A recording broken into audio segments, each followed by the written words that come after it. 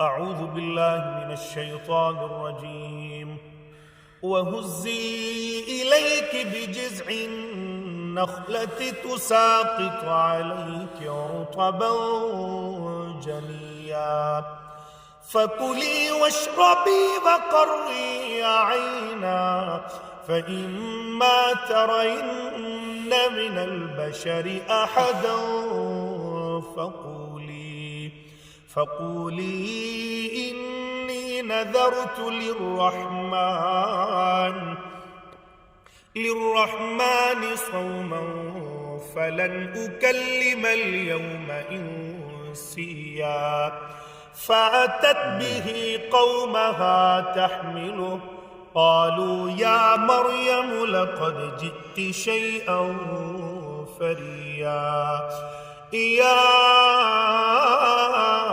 أخت هارون ما كان أبوك امرأ سوء وما كانت أمك بغيا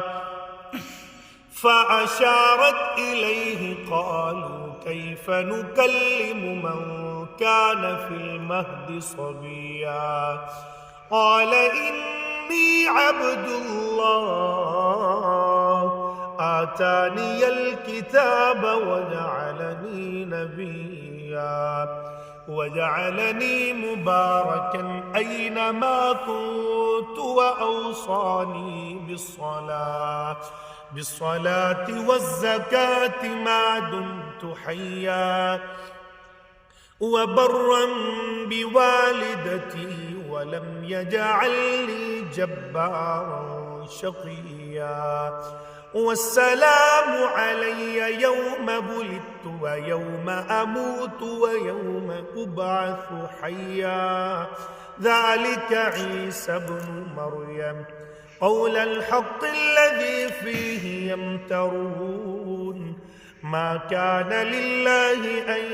يتخذ من ولد سبحانه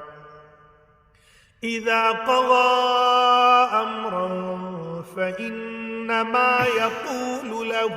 كن فيكون وأن الله ربي وربكم فاعبدوه هذا صراط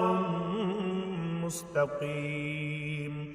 فاختلف الأحزاب من بينهم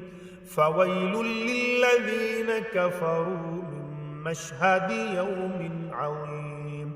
أسمع بهم وأبصر يوم يأتوننا لكن الظالمون اليوم في ضلال بعيد وأنذرهم يوم الحسرة إذ قضي الأمر وهم في غفلة